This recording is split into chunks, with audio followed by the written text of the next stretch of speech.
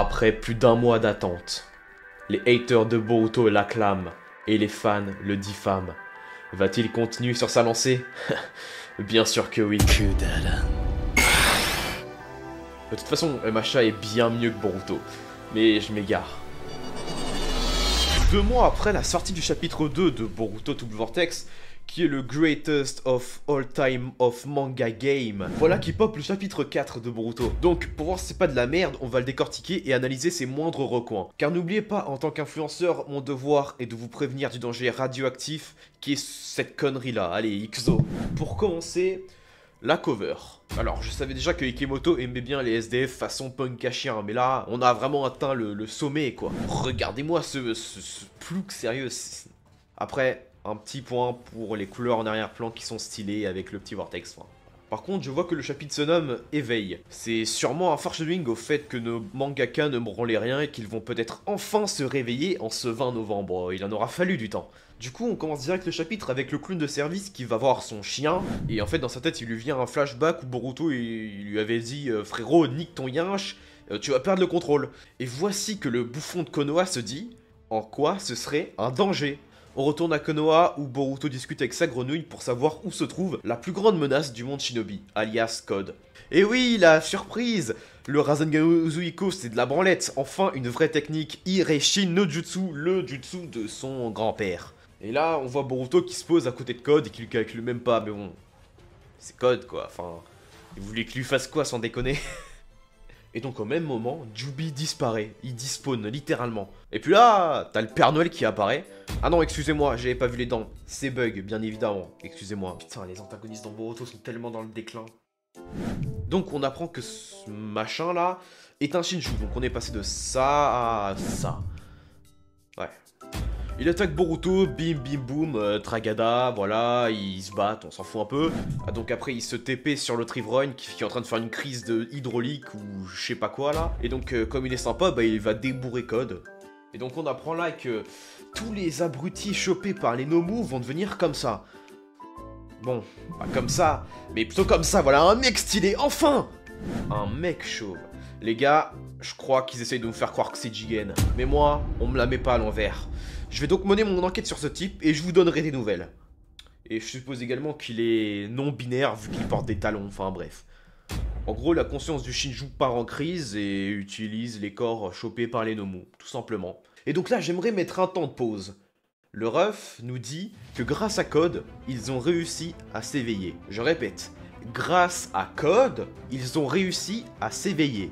Oui, c'est bel et bien la première fois que dans ce putain de manga, Code fait quelque chose qui marche, quelque chose d'utile à la société. Ok, il a pas fait exprès, mais bon, enfin, il l'a fait. Ouais, ça va quoi. Eh, faut pas trop lui en demander non plus, hein. Donc, j'aimerais que vous applaudissiez Code, vous aussi, dans les commentaires. Et après, voilà qu'il arrive une bouffonne. Et là, mesdames et messieurs, on va assister à l'un des plus gros désintégrages intégral au monde. Même Shazox la flemme a pris moins que ça, X est en sueur devant cette dinguerie. La meuf dit « Ton destin a toujours été d'être un clown ». Même dans son manga, il se fait pas respecter.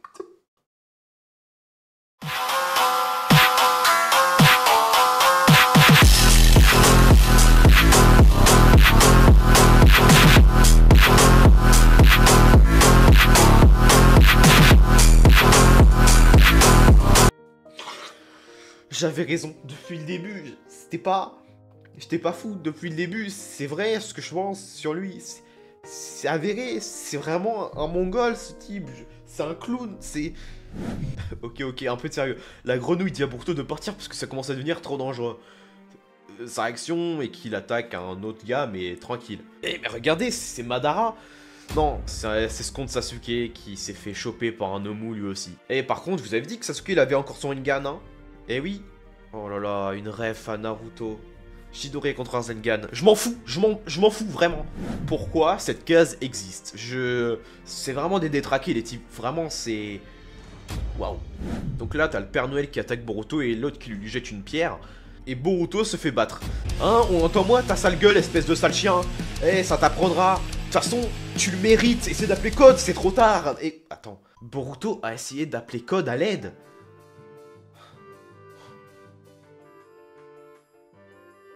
C'est pas possible, c'est une heure de trad.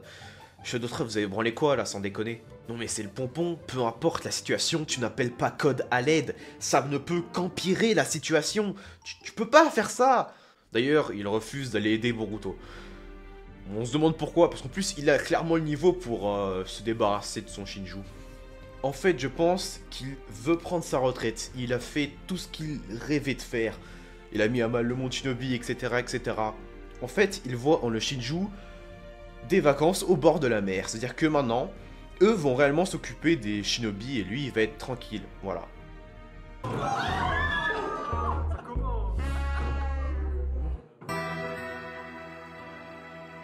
Non, c'est Flopman. C'est Flopman. T'as détruit leurs rêves. Ils sont venus ici en mode shonen. Ils sont venus ici en mode shonen. Tu leur as tué leurs rêves. Excuse-toi auprès d'eux. Pardon. Et puis Chiton, Boruto, se TP à côté de l'autre con planté dans un arbre. Et qui voilà, Kashin Koji, Dalo, what the fuck is this? Et maintenant on sait comment Komono va être détruit, puisque tous les idiots qui vont se faire choper et qui se sont déjà fait choper par des Nomu, qui vont créer chacun une conscience du Shinju, ça va laisser tomber, hein, qu'ils se rendent directement avec tous les gros cons qu'il y a là-bas, ils arriveront jamais à rien. Et voilà pour la review du chapitre 4 de Boruto Double Vortex. J'espère qu'elle vous aura plu. On se retrouve très prochainement pour une nouvelle vidéo. À la prochaine.